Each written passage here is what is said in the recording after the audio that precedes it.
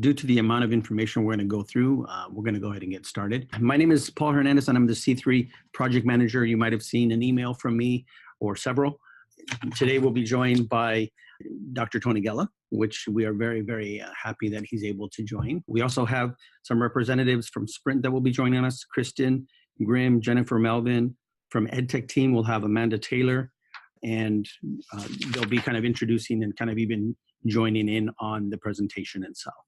We do have a question and answer session all the way at the end. So if you'd like to ask a question, you want to kind of jot it down, probably the best time would be there, just because there's about 25 slides, and that's a lot of information. But I do realize that you all have a lot of questions as well, so we want to make sure that we answer as many of those as we can, if not every single one, or we can take it on the sidebar and talk about it after the fact. So real quick information that we're going to be covering. If you have the PDF, these are basically all of the main titles to the paragraph of information. If it seems like we're going to be going through this a little quickly, we are, because of the volume, but you do have the access with the information on the PDF. So we want to go ahead and jump right into it. As I mentioned, the individuals that will be on the call that will be able to answer some questions, add some insight, and so forth. Okay. And one of the most important things is the C3 Ignite program itself. To the partnership that we have with Sprint, are really trying to make every location as robust as possible with these types of devices. They are connected via Sprint, which is the great thing for us. And that second to last sentence says, this, because it is going to be a grant, this grant is not a long-term commitment to continually provide location with devices. We really came up with the name Ignite because we are trying to ignite everyone who is joining with the ability and realize the ability that having these devices, what it can do in the classroom. And if anybody jumps in, it's normally to make whatever I'm saying a little more clear, because sometimes that might not happen. So some of the things that we look at, again, there will be a video or something that I'll kind of put up on the website to go into a lot more detail. But again, since in lieu of time, because we have so many different items that we have to go over, I'm going to go ahead and kind of skip through that story. But it is a very good story, going all the way back to the mid to late 60s on how we have that. Okay, number 4 is a very important point I do want to point out, as I was mentioning about the Ignite program, that the idea is to improve the services to our stakeholders throughout the community. Okay, so we want to start talking about eligibility, the eligibility for the actual program. It's going to be pretty simple. There are a couple of things that we do need to distinguish between what we've talked about. I'm hoping everybody's familiar with the E-Rate program. The E-Rate program is actually a vendor that we have funds for learning. They've been really great at putting together all the paperwork and doing all of that hard work of getting us ready. That's one of the things that ties into the program as a condition, but it's not the program. Some people get confused and they think maybe the infrastructure is the Ignite program. If anybody has or is scheduled to get some infrastructure done, that's a condition. It's not part of the program. The program itself is a grant program for devices. The other things that we need to look at, which is the E-Rate Category 2 consortium, that's the infrastructure. And we even now have a new one to really start confusing people. We have an E-Rate Category 1 that's going for internet service providers. Again, we're just going to only talk about the eligibility. Like I said, the Category 2 is a condition. We do want to address that, but we won't spend too much time on it because it's a pretty detailed program itself. If that confuses anybody, please let me know at the end, and then we can kind of clear it up, because I think a lot of people will, there's a long list of schools that are joining both Category 1 and 2 this year, so there's going to be some questions regarding that, I'm sure. The program itself is open to all schools, whether they have been part of the cohort before or not. This is officially the 4th cohort, but we are just going to be calling it the C3 Ignite going forward. That's pretty much the only way that we will start addressing the program itself. That's just this current cohort that you are going to be applying for. One of the things that we want to look at as part of the process for submitting the application, number one, is very important, apply for and receive. If you do not know if you have California Teleconnect Fund discount already, it's pretty easy. You just have to go onto your telephone bill. It'll list there that it's giving you a discount, because they have to disclose that to you. So that's going to be something that should be fairly easy to identify. And then the second bullet point, again, as I mentioned before, the category 1 or 2, it just depends on if you qualify for category 1 and you're providing it. Not every school goes through E-rate, but for 2, you do want to make sure that you're getting that discount as well. Continuing from there, we have to make sure that the infrastructure is actually capable of supporting all of the devices. What we're looking at recent scenarios is maybe it wasn't a full network. It was just kind of a mosh posh, put together a couple of access points and whatnot. That wouldn't support the program well. That's one of the reasons why category 2 was put together, so that you have a strong internet infrastructure. You're going to be able to handle 50, 100 iPads all running at the same time or various times throughout there, plus still having staff, teachers, and so forth, office staff, everybody able to use and connect at that time as well. If you don't have that structure, then that's why we would be talking to you about the category 2, and there's quite a few schools right now that we are working on with that. If you do not know if you have been part of an infrastructure, maybe you're new to one of the locations, I can look it up for you and I can tell you if you've been part of the 2015, 16, 17, 18, all of that information is available. If you don't know, just feel free to ask and we can find that out for you. Number 4 bullet point is have an appropriate daily management plan for network support. I know that as a principal, you're not going to have enough time to sit there and go through the whole management of all these devices. It's just not realistic. So do you have somebody at the site that is going to be a tech coordinator, computer science teachers, normally 8th grade teachers, whatever that it might be, is probably something that has to be addressed even prior, because again, for all of you that are principals, I'm just mentioning this now, we know you don't have enough time to be able to go through the process of dealing with the MDM and each individual device, and what happens if this breaks or if that doesn't work and so forth. So having somebody designated is going to be a big component to that. And then underneath there, it's a small note that says if any condition is in process, okay, so if you're in a category 2, you're waiting to get your infrastructure built, again, still apply, because we would need to have a projected completion date prior to the approval, like when we're going to provide with your devices. So you wouldn't be able to get the devices and then they finish your infrastructure. It would have to be finished first, and then we would go in and provide them after that. As we continue to look, we are looking for all schools to apply for the grant. Right now, that application is online. So some of you, even right now, might be kind of scrolling through the website, the c3.laarchdiocese.org website, and you notice that the application's there. The deadline is going to be, it's a hard deadline of February 15th. We're going to talk about delivery options and so forth, but there's only one deadline. So you have from now until February 15th to go online and go through the process of that application. And it's going to be important that you go through line by line and know everything that's on the application. You may not know the question, so you may want to go to the last page of the document that you would have downloaded if you went online and what was emailed to you, wherever you got it from, and look at that checklist. That checklist, if you go through the checklist, you know what's going to be on that application, because a lot of that information is the same. It's asking you from one, and that checklist is going to ask you the difference. Okay, so there is a specific number of devices available. There's just a certain allotment that we're going to be able to have. So every application will be reviewed on a first come, first served basis until there's just no more available devices. That's pretty self-explanatory. I think you just want to go ahead and apply. Again, if you are in a different cohort, by all means, apply again, because if you are in cohort 1 or 2, or really 1 or 2 would be the people that I would be speaking to in this comment, feel free to go ahead and apply. Just because you were in a cohort before does not mean you can't reapply. We will look for the individuals that have not, or the schools that have not received one, and they might have priority first. And if we don't have enough people that have been asking, then we would look to go to that cohort 1 or 2 if you were in that in the past.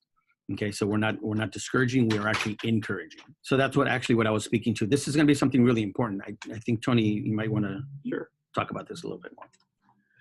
Hey, everybody. So just want to make sure you understand that the Ignite program is not meant to provide a device to every single child, and it is not meant to satisfy one-to-one device allocation. So essentially what happens is at the time that you guys apply, you're going to submit the number of the enrolled students, and we're going to go ahead and just confirm and verify that with you. What undoubtedly happens a lot of times is that between the time that you apply and the time that you actually have the devices delivered and the teachers are trained by Amanda and the great crew at EdTech and everybody, you may have a fluctuation in enrollment. And let's say that, by God's blessing, you got another 25 or 50 kids or something like that. That is a wonderful thing, but this program won't immediately provide that extra allocation. So just thank you for the sensitivity and understanding. We've got a ton of schools that are applying, all deserve to have this device in the hands of their kids and families. And so when it is that you apply, you're gonna submit what your actual enrollment is and help verify that. And then that there's a context there. The program not only is it not one-to-one, but it will provide up to 80% of your verified enrollment. That's not a guarantee that it will be 80 for every 100 devices. So basically, it's that connotation of the difference between equality and equity, right? You apply for this grant, you get approved, everybody gets a slice of the pie, but based on a variety of different factors that are all very fair and thoughtful, schools will get different sort of allocation numbers accordingly. So we hope that you have a good problem where you have an increase of enrollment between the time you apply and the time you get the devices. But again, the philosophy of Ignite is to get you started, and then if you have that problem, then wonderful thing to have someone coming in to purchase additional devices, and we can walk you through all those details in between. So let's talk real quickly about the delivery date options. So there are, you're going to have two different options, similar to what we did for the last cohort 3A and 3B. If you have any of the schools and so forth that you might know that have received them even more recently, you'll have, like I said, you'll have those two options. The application deadline, again, and I want to emphasize that it's February 15th. The delivery date is going to depend on many different conditions, as Tony kind of mentioned, some of the verification information that what would happen, your ability to purchase covers, all of these different things that we'll have to think about a delivery date as the option. So let's take a look at those two options. So the first option would be in summer.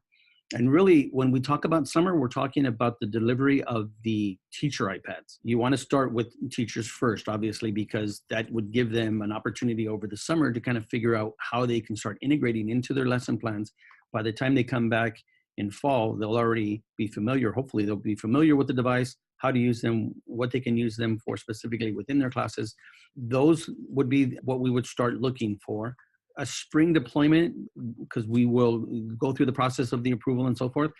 And then the next bullet point underneath the summer one is the first EdTech team professional development session is completed before the summer break. So that's how you would be able to get it. Again, one of those conditions that we want to make sure. We don't want to just say, here's an iPad, we'll see you in fall. That wouldn't be fair to the teachers, although some of them may be very familiar with it. We do want to make sure that we're giving them some ideas and some background of how to integrate, how to use these devices and so forth. That would then mean, if you chose the summer deployment option, that you would be pulling up the devices towards the end of summer, even though it says summer of 2019, really closer to when everyone's reporting back to school would be when they would be dropped off, as long as all the conditions were actually met. The second option would be fall deployment. That fall deployment would mean that you would get the teacher devices exactly when they come back. So right at the end of summer really is when they would get them. And then sometime throughout fall, as we look at all the conditions, we verify everything has been taken care of. You have storage, you have the covers, you have all of that. Then you would start receiving the devices as you go. It doesn't mean that it's only going to be in fall. Some schools may not be ready until you get closer to like right now in December, possibly November and so forth. But as soon as you are ready is what our goal is, to try to get these devices to you as soon as you're ready. As soon as we give them to you, we would love for you to start using them immediately. And that's pretty much our whole goal with having a more of an open application process. So as soon as applications come in, we already know the next time we're going to start making decisions of who's next in the queue, and then we go from there. So I'm hoping that's fairly clear. But then again, as we start looking at some of these conditions and things that we want to have available, the first thing is that the school location is eligible based on the program eligibility checklist. So if you have that document in front of you, it's one of the last pages, I believe, and then I will show you at the end where it is online, because I don't want to break up this PowerPoint yet. But I'll show you where on the website where you can find that, and then you can go through that as well. When the school's location request is approved. So we are not going to just have a big box and we just throw everybody's application in. As they come in, we're going to start trying to figure out how many we have and start going through the process and hopefully be able to provide answers in a shorter timeline. I know it takes a little bit of time to go through everything and do our due diligence to make sure every school is fairly awarded whatever they're asking. But again, we do have to do our due diligence to make sure that the schools are ready to be able to use these devices as soon as they get put out. And then when the school location completes the first professional development session is when we really start moving forward, thinking, okay, this is more serious. Now we're going to start finding an actual time when we will start delivering after that. Amanda, I don't know if you're... Yes, you're on. Yeah, I think, I'm on. is that something you want to talk a little bit more about as well? So one of the things that we really focused on this year with the training for the teachers, oh, there's a little bit of feedback there. We know that some teachers are more ready for devices in the classroom and some teachers aren't. And so we found that getting that professional development in a timely manner makes a big difference.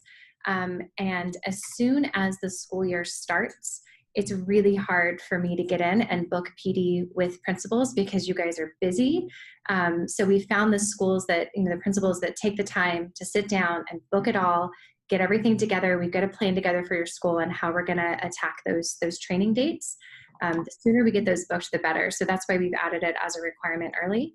And that professional development session looks a little different for each school. But that's one of the first things that we talk about once the award notifications go out. And we can talk about it a little bit more later. There's another slide further down. Yes, and again, to reiterate what Amanda just said, planning is very important, especially because Amanda and the EdTech team do a terrific job with providing you with great information, ideas, and so forth.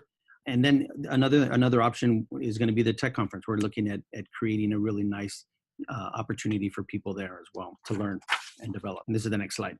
Okay, do you want me to talk about this, Paul? Sure. Okay. Yeah. So one of the things that Paul mentioned was school location readiness and the importance. The last thing that we want to happen is for all these iPads to show up at your school and then they stay in a closet for 2 months or 3 months or 6 months. So making sure that schools are ready and having an accountability checklist is really important. So the first one is schools should determine whether they are ready for deployment or if the staggered deployment is the best option for them. So what we found this year is some schools were ready to go. As soon as those iPads showed up in August, they were ready to put them into kids' hands very quickly.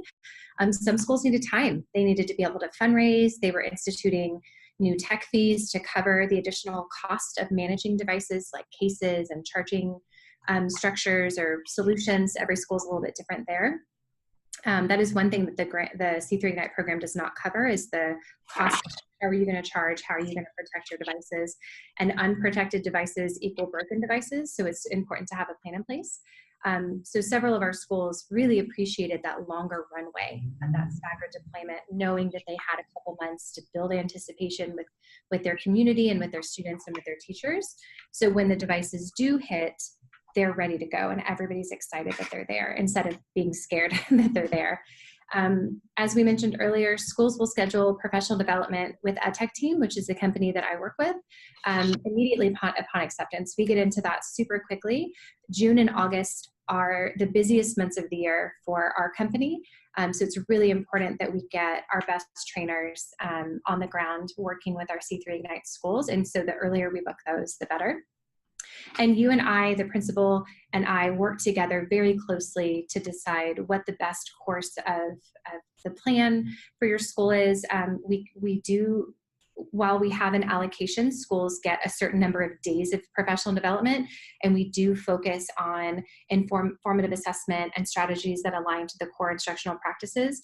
We do tailor the needs and try to make it as personalized as possible because we know that every school is a little different.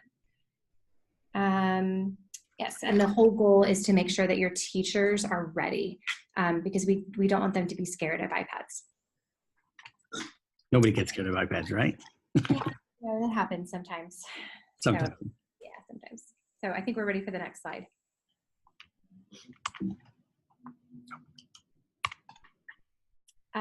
Okay, so C, principals will be able to discuss their C3 Ignite application with C3 is appropriate to assist in the selection process.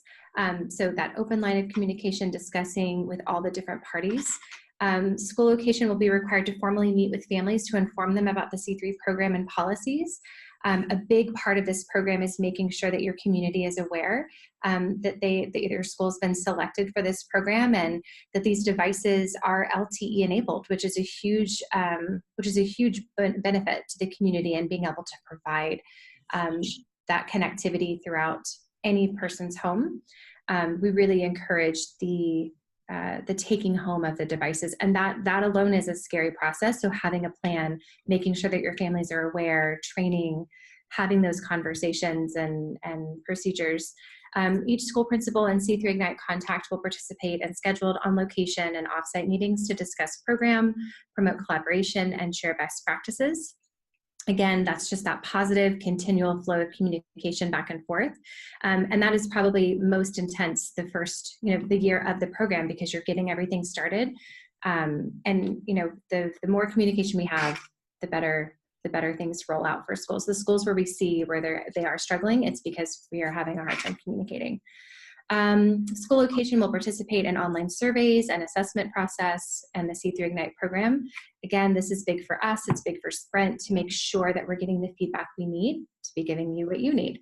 And then all conditions need to be complete prior to the delivery of devices. So have your teachers been trained? Has your community been informed? Have you participated in the pre-assessments and the training meetings? Because the last thing, again, that we want is iPads that sit in closets. So all of these steps for responsibilities and expectations is all built around the iPads being used and not hidden away. Yeah, thank you, Amanda, for all of that. And I think within the conditions, if we kind of just think about it, we don't want to leave anybody on an island. It's here's again, like I think I mentioned earlier, here's your iPad, have a nice day. We want to make sure that you know all of the people. You have Amanda here right now, and she just went through a lot of great information. You have Tony, you have myself, you have Sprint. You're not going to be left alone when you have these devices. And by saying that, we definitely have high expectations of having high usage and that they're always being used in some way, shape, or form. So we're really going to work with you in any way that we can and provide you with great information, best practices, continue to have webinars where we share information, where it's a lot less of us talking and a lot more of you talking about what's working for you and how are things going. What did you like? What didn't you like? Things along those lines, getting back to even where we're talking about surveys and things like that. So it's really a direct effect of where you are with your particular school and the program that you're putting together and what other people are doing as well. So for device ownership and useful life, Kristen, are you on? There's a lot of names there. Yes, I am. Call. There we go. Can you hear me? Yes. All righty. Did you want me to go over this slide? Yes, I kind of had your name here. Oh, well, no problem. All righty. Well, I am Kristen. I'm with Sprint. I'm the project manager for the C3 Ignite program from the Sprint perspective. So I work directly with Paul and bunch of great people on this project. So Paul and Amanda and so forth. Useful life is a term that refers to the lifespan of the device before it is replaced with more current technology. Devices provided to you through the C3 Ignite 2019 grant are owned by the ADLA for the benefit of your school to which you are allocated. So it's going to remain the property of ADLA for the benefit of your school. Okay, so as such, schools determine the overall lifespan of these devices. New and/or replacement devices are the responsibility of the school, and the additional participation in the program is not guaranteed. Yeah, and that goes back to, I think, what I talked about earlier, whether no matter what cohort you may have participated in, you can go ahead and participate again. That's really what that would be addressing as well. Thank you for that, Kristen. Sure. The additional budgetary considerations, because I think one of the biggest issues a lot of people and principals and some feedback that we've gotten back is, well, it's the iPads are free, great. That's all I have to do. I don't need to do anything else. And there's things that you need to start considering while you're applying. to start putting together the plan to be able to make this happen. So the very first A right there, protective cases and storage. I know Amanda had alluded to it. A broken device is one, it's not acceptable because it can't be used and it's dangerous in certain cases because of the glass and so forth. So really trying to find a case that's going to be affordable, one, and two, that's going to protect. We aren't in the business to say, here's a perfect cover, and we can probably show some suggestions and share information and so forth, but it's not something that we get a lot of these calls. Hey, what device can we use? Really, if you find one, share it with us and we can share it with other people. Really, that's kind of the only thing that we have, because we're not in the business, we're not in retail to go out and start telling you which ones to buy and so forth. But that is very, very important. So depending on what you find would then determine the type of fundraising that you want to look at. Simple ice cream sales, usually that's kind of a good thing. You do that for a few Fridays, you may have enough to be able to pull that off. And then the next one is also very important too, is device storage. They go hand in hand. Where are they going to be stored? Are they going to go home? Some schools, that's the purpose of having the device. And on one of the previous slides, Amanda had mentioned the hotspot aspect. Well, when you're looking at the students that should be receiving the device, one of the considerations could be, do they have consistent connectivity at home? And I know many of you already know your students and your families. It's not consistent. And if you're going to go ahead and implement a program where you really want to have iPad usage and apps and have homework digitally and so forth, are you going to be able to back that up at home with every single student? With this program, the answer would be yes, because they are LTE connected through Sprint. So that opens up a lot of doors, but a lot of them may not go home. So where are they going to be stored? It's not a situation where you just want to have them all up on the teacher's desks and you just have wires and you just have iPads stacked up like crazy. It should be organized, and it should be a central location of where that is. The technology piece, I want to chime in. Most schools, I see a lot of principal colleagues on the call here, and most schools have some type of a tech fee that they assess parents at the beginning of the year. And so the reason for including this bullet is now would be a really good time to reconsider how you utilize that. Just being real candid, right? So sometimes in some of our schools, that technology fee, dollar per dollar, absolutely goes towards explicit technology aspects. And other schools is a little bit looser. There's a general tech fee, and it might go to all different kinds of maintenance or hardware, whatever it is. So this would be a really good opportunity if you're being ignited with a bunch of devices to verify exactly how you're using that fee. And then of course you could strategically utilize that for devices storage and for device cases. And so some principals might hear this and go, and I already got every one of those dollars allocated elsewhere. Think outside the box and just make sure that you're strategic in applying the appropriate tech fee if you're going to move forward with this. And then again, you want to think about that this is, you're moving towards next year, but you're doing all the planning and doing everything that you need to ahead of time. You're starting on it now so that it does happen when you come back to school in fall, at least very close to when you come back to fall, and you'll have a lot more success in usability. What we find is it's a little harder when you're coming back from maybe Christmas break to try to start implementing that. So that's why we wanted to make sure that the devices were available a little sooner.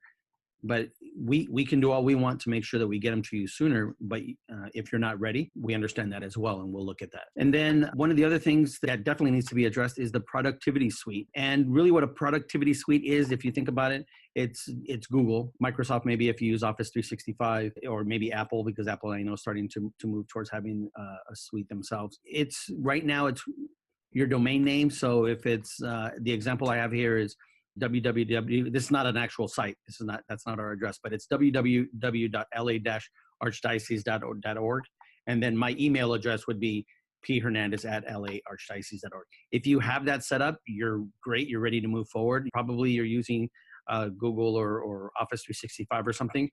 It's for the schools that right now, and it's probably a good thing that you have your videos off because your face would give it away, is if you have Jane Doe and it's all spelled out, Jane Doe at St. Jane's School at gmail.com. So if you have like a Hotmail or Gmail email address that shows all your teachers and staff have that, then you don't have a productivity suite. That means that you don't have a domain name. If you do, you're not using it like you could or should be. And that's really, really important. Amanda, can you clarify why that's so important? Because I know that this is something that you really are adamant about. Yes, I can. When we talk about using iPads effectively in the classroom, the goal instructionally is to make them more than babysitting devices. And I use that with a little bit of sarcasm. There's lots of great apps out there, and I won't say that, you know, apps are always bad, but we want to see how we can redefine the way that we teach using this technology, things that were inconceivable 10 years ago. And part of that process is being able to have synchronicity amongst your teachers and your students. And it's really hard to do that if you're kind of putting it together with like duct tape and gum. And so when you see schools that are like, oh no, we use Gmail, but they don't. I mean, they do use Gmail, but it's amanda@school@gmail.com. And that doesn't give you the same synchronicity and connectivity that a true productivity suite. And I know it can seem a little scary to go through that process. And a lot of schools use an outside tech company to help them manage things like that. The ADLA has offered to help with that process as well. So if you don't have a productivity suite and that process seems overwhelming to you, Paul, who are they going to email if they need help with that? Is that you, or is that? Yeah, I definitely can field any of those, and you have my email address in the documentation, because that's actually my email address for here at the Archdiocese. And again, it's just like Amanda, just like you said, if you're using the Gmail account, you can't use Classroom to the fullest extent. No, and you shouldn't be using Gmail, the Gmail version of Google Classroom, if you guys understand what we're talking about. With students, it's actually not part of the agreement. And G Suite is what it's typically called, G Suite for Education. It's free. It doesn't cost extra money. It does take a little bit of a process to set it up. It takes I think it takes about a month to go through all of that. But it's something that every school at this point should have, either some sort, either Microsoft or G Suite, or if you want something different, you know, but it needs to be there. Otherwise, we've hit a lot of roadblocks with that. Like, we really oh, that sounds great. You know, how do we get students to turn in work to us, or how do we, you know, utilize all of this? And oh, well, you don't have a productivity suite, or you're not using, you know, Microsoft 365. And so, if you really want to get max use out of it, this is part of that. So that's why we're requiring a productivity suite this year. Okay, thank you. And in lieu of time, because we do really want to try to stick to the hour, number 5, the MDM, or the mobile device manager. If any school, I don't know how many schools already have legacy devices, meaning that you just have devices now, and this would be additional. The only MDM that would be used for these devices is AirWatch. So if you have a different one, I don't even know, there's probably hundreds of them. They're going to show up already configured with AirWatch on them and managed essentially that way. So it's not an option to take it out of AirWatch and move it into a different MDM. It's only going to be AirWatch. That's just the way that the whole program has been set up. So just wanted to throw that out there so everybody knows that up front. Also, and last and final of this slide is the school transition plan. And that's going to be really important, because a lot of times, whether it's Amanda or Christian, myself, sometimes we go and we start talking to a school, but it was a previous principal who did all the application process and so forth. But that principal is not here anymore. So now the new principal is taking over, going, okay, great. What's this? What are we doing? I'm getting iPads. What? I need to do what? So the transition plan, what we're asking everyone to do is have a transition plan, first of all. And then that would be handed as part of the checklist of, here's something for the new principal or whoever would be taking over. Here's what's going on with the C3 Ignite plan. Here's where we are with it, and so forth. So that's going to be really, really important, because it is a big issue right now where people just don't know they have. And it's a little bit unfortunate, because we do want to make sure that everybody is very well versed in everything that's in front of them. Right now, I'm going to hand it over again back to Kristen for her slide. All righty. Thank you, Paul. All right, so just to give you an idea what the sprint role is in the C3 Ignite program. So our role is really overall device management, from programming your devices, having our team train each of the individuals, either a tech coordinator or a principal, whoever's going to be working on it, in AirWatch. And so you'll get a credential, and you'll have an overview training of how you can manage these devices. So the appropriate person would be matched up, and we would have our trainers go out and on site there with you on and at your computer, and we would train you on that. And just the ongoing program and device support. So please understand that once you get these devices, once you're trained on AirWatch, once you do professional development with Amanda, you are not left to the wolves. You have an email address, you have a team of folks. There's 4 of us on our Sprint project team. Any of us will help you through whatever it is that you need. It might be warranty issues. It might be you need advice on something. We would get you to the right person. So you have a resource site. It's a web page. It's a sprint.com web page specifically for this program. So again, lots of good stuff for you guys. Who we normally work with is the principals and the tech coordinators. That's our audience.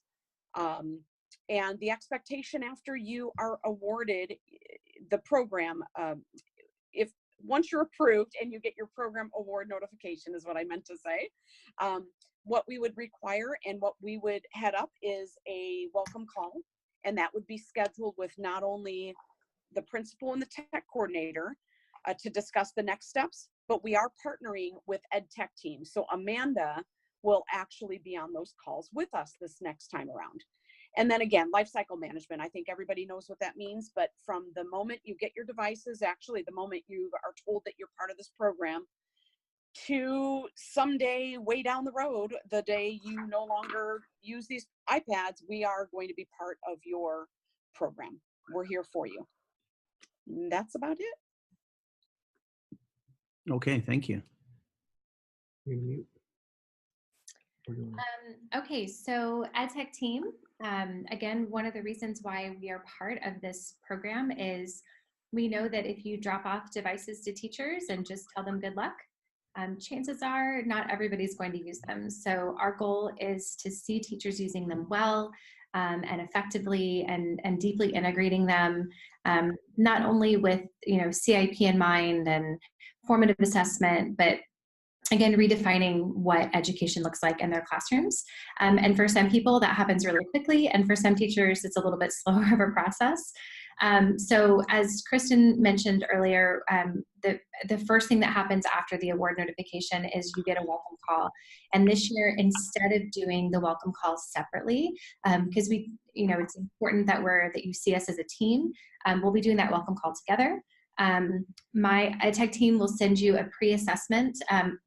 My audience, even though I work and coordinate with the principal, all of my training happens with the teachers themselves.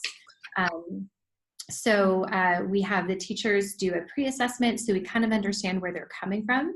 Some of our schools have zero technology, and this is the very first time they're getting anything. And some schools have had technology around for a while, or maybe they have Chromebooks on campus or laptops or whatever. And so this is just an addition to what they currently have. So it's important for us to know where they're coming from. And then we always start with an initial professional development, and that occurs very shortly after the teachers get their devices, just to make sure if they've never had an iPad or if they haven't had an iPad in a long time, that they understand all of the fun and neat things that you can do with it, and kind of getting them ready to start incorporating them in their class. Even if they have delayed deployment, a single iPad can be used incredibly effectively by a teacher. So really getting them to think of that as a teaching tool and not just an app, a game while they're waiting for a doctor's appointment. The professional development allocation, depending on how everything works out, will either be 2 to 3 days. And that's not meant to be taken back to back or in full days. It can be full days, half days. Again, we work with the principal to figure out what the best plan is and then go from there. So some of our schools have been seen twice, 2 full days of PD. They're good to go. They don't need us anymore. And then we have other schools that we're seeing 6 times this year. So 6 little half-day PDs, really making sure that the teachers are getting what they need and feeling supported throughout the process. And then EdTech team provides other things like monthly webinars and other support. And just like Sprint, we're here all the time to help you no matter what. Even if you ask me a question and I can't answer it, I will figure out who you need to go to have that question answered. So we're really here to support you and your teachers and to move them along in their teaching journey. Phyllis had a good question, Paul. Will priority be given to schools that were not ready during earlier application periods? I don't know We'll- if we have a question now or if we want to wait. I don't know. I think you've got a couple more slides to go. Yeah, well, we're going to come back to that, Phyllis. Okay, we're going to come back to that, but we will address that because that's really important. We do want to move to a couple of really, well, I think one of the most important slides, really, if we think about it. Just wanted to clarify the slide that's up right now, and it's a really good perspective. Making sure you're not muted. You guys can hear me, right? Yes. Okay, thanks. But it's really important to think about the value because especially if you're a principal on the line, you've invested in infrastructure and you want to get this Ignite program, you want to get these iPads, and you may be purchasing even more to sort of complete the use of however many you want to implement in the classroom. So when you think about it, this slide right here, each device is estimated at about $2,000, and frankly, it's a low estimate.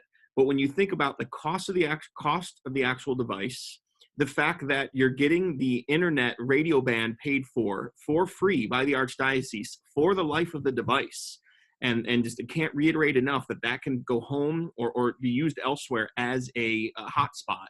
Then when you think about the different PD that's being provided by EdTech, the support that Sprint is providing to get everything set up, the monthly and annual utilization of AirWatch and keeping each of those devices on AirWatch, altogether, that comes to about $2,000. And if it is that we have about 3,500 devices, and frankly, those of you who know Marge Graff, Marge is amazing, and she's helped us get more than those each of these iterations. That's at about a $7 million value right there going to the schools that would be receiving devices in this endeavor. So it's really important to sort of look at the full value of what you're getting for each of these devices and use that as you plan to implement these in your program. The next slide is actually our questions and answers. So we'll run for the next few minutes. And what we'll do is go back to Phyllis's question. Will priority be given to the schools that weren't ready in earlier application periods? The answer to that's yes, as long as you're going to be ready by the time we are ready to move forward. If you're still in the same situation that you were when you weren't ready before, I would probably anticipate the same type of answer, right? If we think about it just kind of logically in that sense. As long as progress is made and you're going to be ready by the time we deliver the devices, that means the infrastructure is there, plans have been made, fundraising plans have also been ready to move forward, so you can meet all of those conditions. Yes, by all means, you will definitely be given priority in that sense. A lot of questions are starting to pop up. I don't know, we're going to start reading that. Also, with students not being assigned a device, will there be PD on how to manage the issue with Apple iPad devices that are designated for one-to-one use? And then Amanda already answered that one, I think, right? All right, so if you have any other questions, let's go ahead and feel free to unmute right now, and you can go ahead and ask your question. You don't have to just go ahead and type it in if you don't feel like you want to type it in. This is Phyllis. I have one more question. Okay. I probably have 5 other, but I'm just going to ask this one. Okay. So do you have like learning communities? So you've got these wonderful like 3 other cohorts. Is there a way that we can tap into those other cohorts and ask them about their fundraising or ask them any, just implementation issues or anything? Is that possible too? Definitely a great question. On the website, on the C3 website, I have listed all of the cohorts previous that you're more than welcome to reach out to. We would like everyone to start joining Yammer and kind of create, and I'm sure over the next week or two, I'll go ahead and create a cohort for, if everybody's familiar with Yammer, and hopefully you are, if not, I can clarify it later. But Yammer is it's a quasi social media site, but it's really for professional learning. And a lot of times what people end up doing is they reach out and they ask questions. Since everybody gets it on their phone, you often answer it and receive answers right away. So you get answers right away. Can you reach out to anybody that's on that list? Sure. Do we have a set PLC environment set up right now? Not officially, but as we develop this cohort 4, which is now going to be 2019, we're going to keep you guys kind of a lot more together, so then that way you can kind of grow together with similar questions, the best practices and things like just like this. Have another webinar where we all get together, discuss things that are going right, things that are going wrong, and we go from there. Hopefully that answers your question, Phyllis. Thank you. How would I know what cohort or schools in. So is it Aaron? Yeah. Okay. Really, what school are you with? I told him to also just chime in on the website. Yeah, because you could Go look search. it up. You could search the website because I did list basically everyone that I've known in the past is up there at this point. So, Sister Mary John says I have an IT that comes once a week. Is it appropriate for a daily management plan? I would include that in your plan, but if it's only once a week, that means there's 4 days of accidents or issues or things that may be going on. So you may need to have an additional person besides. Okay. Any other questions? Do we have any other questions? Comments, observations? Can you hear me? This is Mary Blair. Yes. Okay. So anybody else that's on that team, because we were in cohort 1, if you want to email me, I can give you some ideas on fundraising and all of that, because we received devices and that's great. But we, storage and cases and projection systems and all of that are all extra. And so we've walked that journey a bit, still are walking it, and I'm happy to give any principals some advice on that. Okay, is this Amanda talking? Mary Mary, thank you, Mary. Blair Yeah, that's at St. great, Fraser School. Very, very great. Thank you for being so gracious enough to field those questions as well, because there's things that that I'm sure we don't know yet, because you actually had to go through it. Although I did go through cohort 1 when I was at Sacred Heart High School, so Right. And cohort 1 was a journey, right? it was very interesting to say the least. Yes. So the slide I have up right now that is the website address, in case nobody has had an opportunity to get there if you're on the phone. Unfortunately, I can just tell it to you, which is it's the same domain name as our regular the Archdiocese website. It's just C3 dot. So it's just like my email as well. So c3.la-archdiocese.org. That will get you to the website if you're on the phone. Or if you haven't received the tweet or an email, anything like that. So definitely keep that. That's going to be a great resource.